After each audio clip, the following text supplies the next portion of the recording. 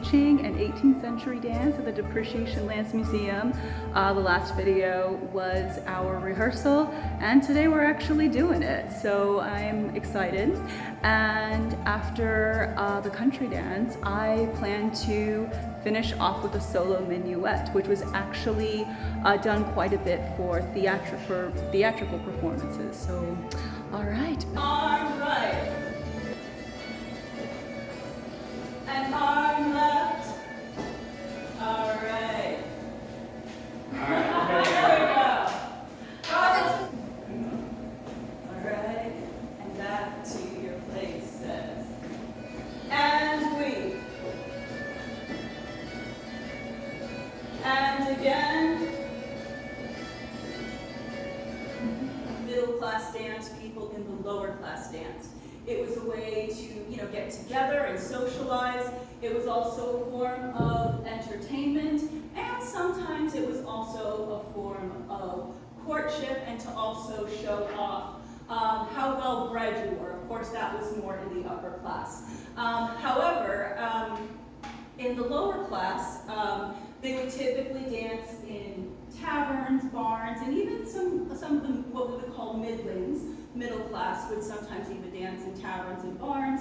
The upper class would do more with balls and their own, kind of upper class halls that they would reserve, especially for banquets, dancing, things like that. So, but it was a very big part of society back in the 18th century, as well as before that too. Now, the dance that we are going to be demonstrating to you today is one that was actually, it gained its popularity in the 15th century. And it was actually, it's called the Black Nag, which I know sounds funny. However, back then, a nag was another name for a horse. So it's actually called the Black Horse. And what we're going to do is we're going to first demonstrate you the dance, and then we might have you come up and give it a try, if you're feeling brave. If not, though, there's still a couple other things that we can do. But of course, we hope that you'll want to participate. But I am going to have my lovely dancers come up. All right. And I'm going to be calling out, yes, you're going to hear me calling out the steps too, because a lot of the time, especially as these dances became more popular and they became a little bit more organized and well-known in their approach and performance of the dances, there would almost always be a caller calling the dances, calling the different steps, just to keep everybody in line and on rhythm and all that stuff. So, all right, but we hope you enjoy this, and this is the Black Nag, an English country dance that gained popularity in the 15th century and was still popular in the 18th century. Okay, honor your partner, join hands, walk forward, and back. Group 1, down. Group 2, down. Group 3, down. Turn single. Group 3, up. Group 2, and group 1, and turn single. And weave.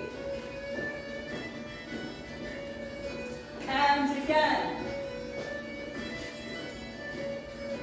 And first corner, and second corner, and center, and turn single, and first corner, and second corner, and center, and turn single. And does anyone, volunteer or visitor, want to maybe try that dance? And if you do, what we'll do is I will walk you through the steps first, okay? So we're not going to worry about doing it with music first. I'll walk you through the steps. You'll have our lovely dancers here to help you out, help you through it. And sashay down. There you go. And group 3, and turn single.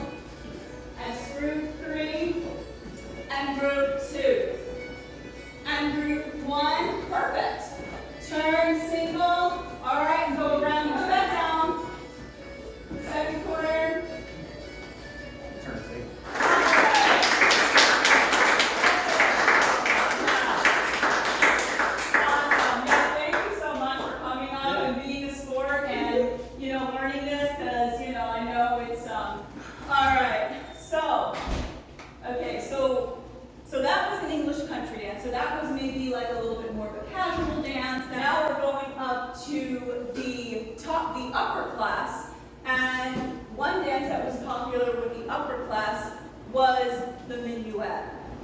Now, one meaning for the minuet is tiny step, small steps. So it consisted of very small steps, and it's kind of similar to ballet a little bit. Now, it would sometimes be done in groups with partners, and it was often used to start off a formal, like a formal banquet, a more formal ball, a formal dance. A lot of the time you would see them opening up with a minuet. And the dancers would come out in accordance with class. So the person of the highest class, they would be coming out first, and then second, third, so whatever rank they were is the order that they would come out in. And a lot of the time, they would be wearing their finest. You know, they would be wearing their finest clothes, their finest jewelry, and in a way, it kind of served as a little bit of a fashion show, because that was also a way to... Oh, predates the waltz, right? The waltz. It does. Yes, and the waltz became more popular in the 19th century, like the 1800s. Yeah. And that's when you would see... Wasn't that also the first dance where you actually put your hand? And the minuet was also popular in the court of the French king, Louis XIV. In fact, he always insisted it be done in his court. Now, like I said, it would sometimes be done with a partner. However, there were also solo minuets. And solo minuets were often done as part of a theatrical performance. So I am going to be demonstrating that for you today.